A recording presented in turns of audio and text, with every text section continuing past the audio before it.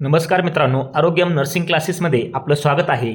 आपण आगामी येणाऱ्या DMER आणि DHS एक्झामबद्दल आपण जे टेक्निकल आणि नॉन टेक्निकल सिलेबस त्याचा आहे त्याबद्दल जे आपल्याला महत्त्वाचे टॉपिक आहेत, जे महत्त्वाचे सिलेबस आहे ते आपण सर्व आपल्या क्लासेसवर आपण पाहणार आहोत. आपल्या यूट्यूब चॅनलवर त्याबद्दल सर्व माहिती देण्यात येणार आहे.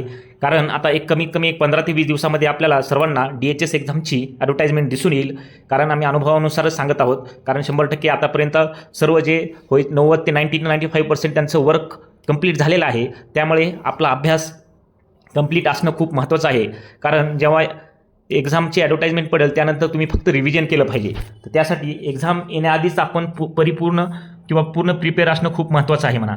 तर त्या अनुषंगाने आपल्या आरोग्यम नर्सिंग क्लासेस या यूट्यूब चॅनलवर आपण जी सिरीज चालू केलेली आहे DMER आणि DHS एक्झामची, त्यामध्ये टेक्निकल अँड नॉन टेक्निकलचा संपूर्ण सिलेबस आपण रॅपिड रिव्हिजनमध्ये कव्हर करून घेणार आहोत.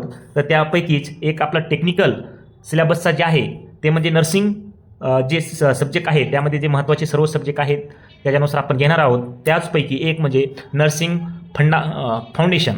जे नर्सिंग फाउंडेशन सब्जेक्ट आहे तो अत्यंत महत्त्वाचा आहे आपल्या DHS आणि DMER एक्झाममध्ये. कारण त्यामध्ये कमीत कमी तुम्हाला 15 ते 20 क्वेश्चन हे फक्त नर्सिंग फाउंडेशन या सब्जेक्टवरच दिसून येतात. त्यासाठी या सब्जेक्टमधील जे महत्त्वाचे टॉपिक आहेत ते आपण आज कव्हर करणार आहोत. इथं म्हणजे महत्त्वाच्या टॉपिकची लिस्ट पाहणार आहोत आणि ही लिस्ट पाहिल्यानंतर जो नेक्स्ट व्हिडिओ राहील त्यामध्ये आपण प्रत्येक टॉपिकचे सेपरेट एक व्हिडिओ घेऊन येणार आहोत. त्यामध्ये कोणते MCQ आहेत, त्याची ब्रीफ थिअरी काय आहे बा त्याबद्दल तुम्हाला येथे प्रॉपरली सांगण्यात येईल. चला तर पाहूया कोणते नर्सिंग फाउंडेशन या सब्जेक्टचे महत्त्वाचे टॉपिक कोणते आहेत बा. चला तर नंबर 1चा म्हणजे इन्फेक्शन कंट्रोल. इन्फेक्शन कंट्रोल हा खूप महत्त्वाचा टॉपिक आहे. त्यावर आपल्याला प्रत्येक एक्झाममध्ये DHS असो DMER असो त्यामध्ये आपल्याला 1 ते 2 क्वेश्चन 100% दिसून येतात. Infection control. नंबर 2चं जे आहे बायो मेडिकल वेस्ट मॅनेजमेंट म्हणजे BWM हे जे म्हणतो आपण, जे आपण हॉस्पिटलमध्ये बायो वेस्ट मेडिकल आहे ते कोणत्या बॅगमध्ये टाकतो, जसे त्यामध्ये रेड बॅग, येलो बॅग असते, नंतर ब्लॅक असते. तर ह्यामध्ये कोणत्या ह्याच्यामध्ये आपलं बायोवेस्ट डिस्कार्ड करतो हे पण प्रत्येक एक्झाममध्ये यावर कमीत कमी 1-2 क्वेश्चन आपल्याला दिसून येतात. त्यानंतर हँड हायजीन खूप महत्त्वाचं आहे. हँड हायजीन यामध्ये तुम्ही तुमच्या हँड हायजीनच्या स्टेप विचारू शकतात किंवा हँड हायजीनची प्रोसिजर कशी असते त्यामध्ये एखादा कोणती तरी स्टेप तुम्हाला विचारून MCQमध्ये विचारू शकतात.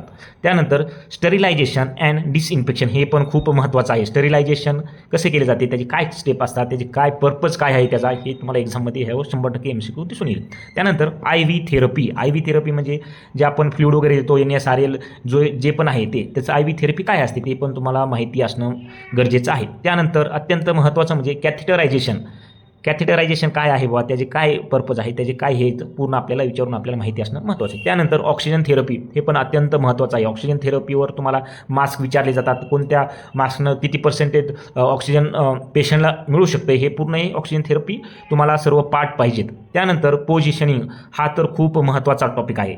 जो पोझिशनिंग आहेत आपल्या ह्याच्यामध्ये फील्डमध्ये पूर्ण पोझिशनिंग कोणत्या आहेत बा, कोणत्या पेशंटला कोणती पोझिशन देतात, ऑपरेट करून आल्यानंतर कोणती पोझिशन देतात, प्रत्येक ह्याच्यामध्ये बेड रिडन पेशंट असेल त्याला कोणती पोझिशन देतात, हे प्रत्येक ह्याचं हे आहे ते पण आपल्या डीपमध्ये माहिती असणं महत्त्वाचं आहे. कारण पोझिशनिंगवर DMER आणि DHS या एक्झामचा महत्त्वाचा आणि आवडता टॉपिक म्हणजे पोझिशनिंग आहे पहा.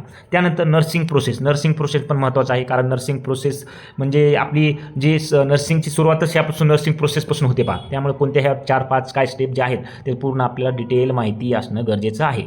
त्यानंतर इथिक्स जे एथिक्स असतात म्हणजे आप काय बाबा जे आपले मूल्य म्हणजे काय आपण जे जॉब करतो, आपण ज्या फील्डमध्ये आहोत त्याचे काहीतरी इथिक्स असतात, नियम असतात, त्याचे काय तत्व हे पूर्ण जे आहेत ते पण आपल्याला माहिती असणं गरजेचं आहे. याच्यावर टर्मिनॉलॉजी म्हणून एखादा MCQ 100% दिसून येतो. 2023मध्ये पण यावर MCQ पडलेले आहेत.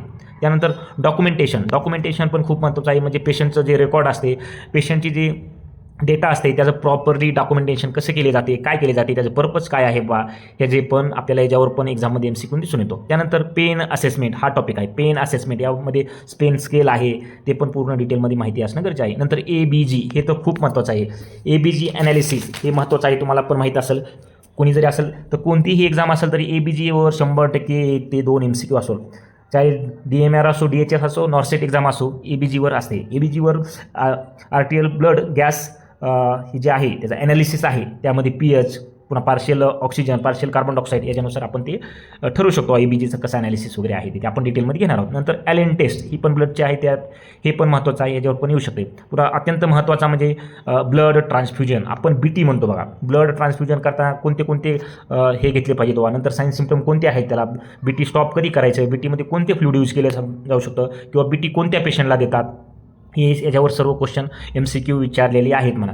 त्यानंतर लिव्हर बायोप्सी कोणत्या याच्यामध्ये केली जाते, काय असते त्याचा पर्पज वगैरे ते पण महत्त्वाचं आहे. नंतर रिनल बायोप्सीसुद्धा महत्त्वाची आहे म्हणा.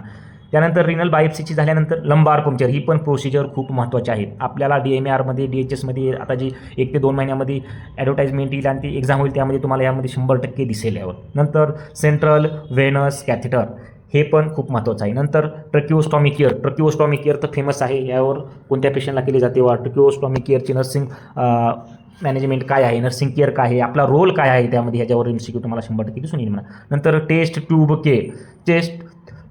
चेस्ट ट्यूब केअर पण खूप महत्त्वाचे आहे, ह्याच्यावर पण तुम्हाला MCQ दिसू शकतो. नंतर मेकॅनिकल व्हेंटिलेशन पण महत्त्वाचं आहे, काय असते त्याची कोणती व्हेंटी काय, त्याच्यावर पण MCQ 100% आपल्याला दिसून येतो म्हणा. नंतर अत्यंत महत्त्वाचं ECG हायपोग्लायसेमिया किंवा म्हणजे कोणत्या पण ह्याच्यामध्ये ECG वगैरे आपले हार्टचे आहे पूर्ण त्याचे चेंजेस काय आहेत आपण ECGनुसारच इंटरप्रेट करू शकतो. त्यावर ECG कोणतं PQRS त्याचे वेव्ह जे असतात त्याच्यानुसारच आपण चेक करू शकतो म्हणा. त्यानंतर शेवटचा पण महत्त्वाचा टॉपिक म्हणजे CPR पण खूप महत्त्वाचा टॉपिक आहे, याच्यावर पण 2 ते 3 MCQ तुम्हाला एक्झाममध्ये दिसतील म्हणा. त्यासाठी नर्सिंग फंडामेंटल जे हे हे आहे पूर्ण सब्जेक्ट आहे, त्यामध्ये अत्यंत महत्त्वाचे असा सब्जेक्ट म्हटलं आणि त्यामध्ये MCQ म्हटले तर हे आहेत. त्यासाठी आपण पूर्ण याच्यामध्ये एका नोटबुकवर हे सब्जेक्ट लिहून आपण आपले हा सब्जेक्टमधले हे टॉपिक झालेत का हे आपण पाहणं खूप गरजेचं आहे म्हणा. कारण आपण आता इथून पुढं नेक्स्ट व्हिडिओमध्ये प्रत्येक पॉईंटनुसार प्रत्येक टॉपिकनुसार एक व्हिडिओ बनवणार आहोत. हे तुम्हाला अत्यंत महत्त्वाचं आहे आणि तुम्हाला 100% DMAR आणि DHS अपकमिंग जी एक्झाम आहे त्यामध्ये तुम्हाला 100% याचा यूज होईल. आमचा एकच उद्देश आहे की तुम्ही गव्हर्नमेंट नोकरी किंवा गव्हर्नमेंट जॉबवर लागले पाहिजेत आणि त्याचा तुम्हाला काहीतरी फायदा झाला पाहिजे म्हणा. चला